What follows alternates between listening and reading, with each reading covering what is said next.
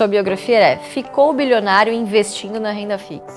Tá. Na bolsa, você tem a chance de empreender também, só que sendo um pequeno dono do negócio. Tá. A maioria dos caras que são bilionários, que fizeram muito dinheiro, foram empreendendo. Nem todo mundo aqui tem a vontade ou tem a oportunidade de montar o seu próprio negócio.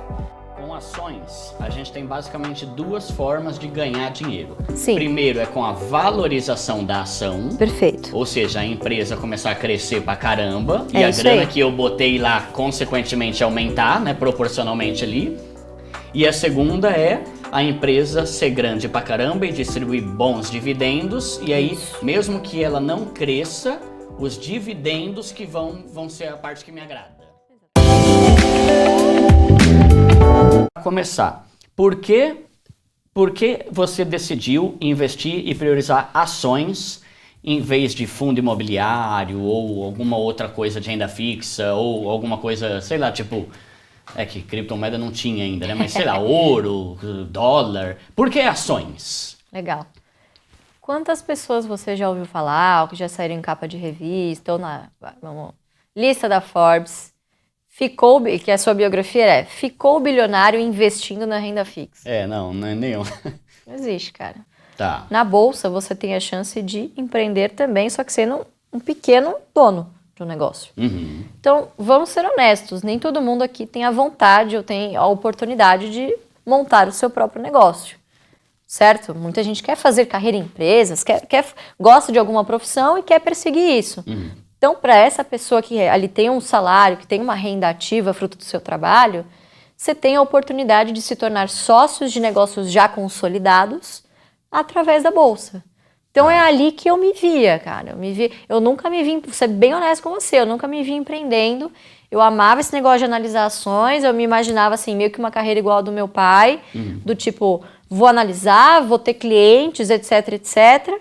E essa grana eu vou investir e lá na frente, não sei se vou ficar bilionário ou não, mas pô, vou ter uma vida muito boa com isso e vou estar feliz aqui fazendo o que eu faço, entendeu? Tá. Então é meio que mais promissor, e é o que você falou, né? Dificilmente você vê um bilionário que ficou bilionário com poupança ou renda fixa, ou até às vezes fundo imobiliário também é muito mais difícil, esse negócio exponencial, assim, Os né? fundos é muito mais difícil, né? Falando agora de fundo imobiliário, né? Meu pai sempre briga, isso aqui é uma porcaria, isso aqui é uma... O pessoal pega isso aí pro coração, cara. Fica chateado, fica, nossa, o quê? E aí vira matéria, né? Mas é porque a gente já teve algumas experiências não muito boas. O fundo imobiliário, ele é uma categoria de produto relativamente nova. Acho que é 2009, talvez, 2010. Não me lembro agora de quando é essa regulação, mas é um produto... É um produto relativamente muito novo ainda. Então, não deu nem tempo ainda de dizer que se poderia tornar alguém bilionário ou não. É verdade. Eu, particularmente, acredito que não. Tá? Porque qual é a característica, por exemplo, de um fundo imobiliário para crescer? Ele precisa captar. Então, ele constantemente precisa subscrever cotas, certo? Dos seus cotistas. Se em determinado momento você, ano após ano, não conseguir subscrever isso, você vai sendo diluído. Segundo ponto, boa parte dos fundos imobiliários cumprem à risca a distribuição de 95% dos seus lucros mensais, né? Então, dificilmente numa estrutura que você não consegue se alavancar múltiplas vezes como uma empresa, e que você delega 100% as decisões para um gestor, etc., você conseguiria atingir as mesmas capacidades, né, de rentabilidade ao longo do tempo, como uma ação, né? É o que eu acredito. Então, é só por não gostar de perder tempo mesmo, por gostar de empresas, né? A gente também não investe no segmento imobiliário, né? A gente não tem construção civil, segmento imobiliário na carteira, justamente por essa coisa cíclica, né? Tá. E aí, então, vamos lá. Aí, se você puder explicar pra gente a estratégia, mas antes, deixa eu só tirar uma dúvida. Com ações, a gente tem basicamente duas formas de ganhar dinheiro. Sim. Primeiro é com a valorização da ação. Perfeito. Ou seja, a empresa começar a crescer pra caramba e a grana que eu botei lá, consequentemente, aumentar, né, proporcionalmente ali. E a segunda é a empresa ser grande pra caramba e distribuir bons dividendos. E aí, mesmo que ela não cresça, os dividendos que vão ser a parte que me agrada. Exatamente. É basicamente isso. Exatamente. Tá. Você vai ver algum retorno. O que é o retorno total acionista? É justamente o que você compôs. É o dividendo reinvestido mais a parcela do mercado, que é a valorização, desculpa, a valorização dessa empresa ao longo do tempo. Tá. O componente do dividendo, obviamente, vai depender da lucratividade da empresa.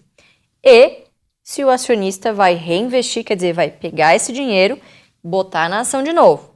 Então, esse pedaço, claro, depende da lucratividade, mas depende muito mais do acionista. O pedaço da valorização depende exclusivamente, claro, no curto prazo, dos comportamentos dos mercados, dos agentes, mas no longo prazo, o que a gente vê quando a gente pega o gráfico de EBITDA, por exemplo, né, de rentabilidade da empresa versus a cotação, o preço, cara, o preço segue o resultado. Então, o que eu estou querendo dizer aqui?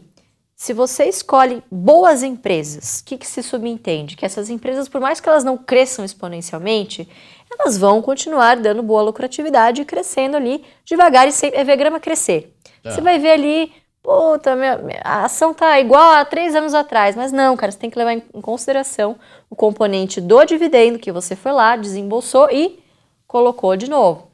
Essas duas coisas somadas, o que é muito importante? Você ter consistência. Então a gente preza muito mais por empresas que nos deem esse crescimento lento e certo, vamos dizer assim, distribuindo dividendos, do que empresas que tendem a ter ganhos exponenciais, porque isso pode acontecer ou não, né? E a chance de não acontecer é grande, principalmente agora com taxa de juros lá em cima. Então a ideia da estratégia é você investir em empresas já consolidadas. Isso.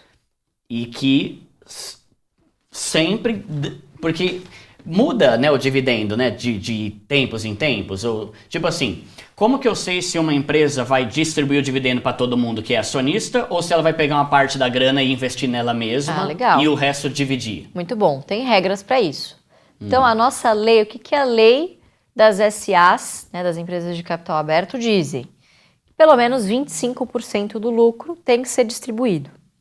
25%. 25%, um quarto. Entretanto, todas as empresas vão ter estatutos, é a carta magna de cada empresa. É esse documento que vai valer, até inclusive frente à lei.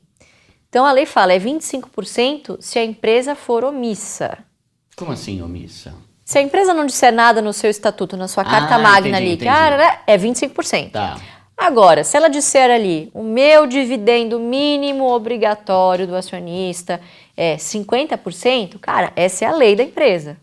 Vai ser 50%. E você tem acesso a esse estatuto quando você vai investir nela? 100%. Isso hoje é 100% transparente, tá? Num portal que se chama Relações com Investidores. Então, toda empresa tem, sei lá, Klabin RI, Banco do Brasil RI, né? Relação com investidores.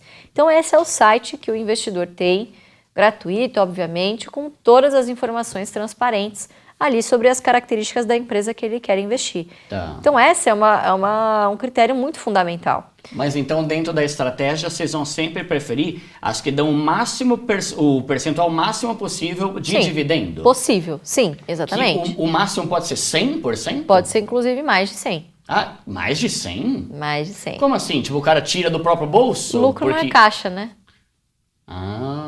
O lucro não é caixa. Caramba. Então, muitas vezes, por exemplo, a S Brasil fez isso por muitos anos. O lucro distribuível ele era mais de 100%, porque tinham algumas variáveis ali não caixas, meramente contábeis no balanço, que eles reconsideravam de novo e usavam isso como a base para distribuição de dividendos. Tá. Algumas empresas, inclusive, não usam nem mais o lucro como base para distribuir dividendos. Isso também pode. Por exemplo, a Vale. A Vale pega o EBITDA, que é ali o lucro operacional, vamos dizer assim, né? Menos o CAPEX, que é quanto ela tem que tirar do bolso, né, para investir em si mesma. Então, CAPEX tanto em novas lavas que ela abre, enfim, mas manutenção, tudo que ela precisa fazer de investimento nos seus campos. O que sobra, ela distribui X% para os seus acionistas.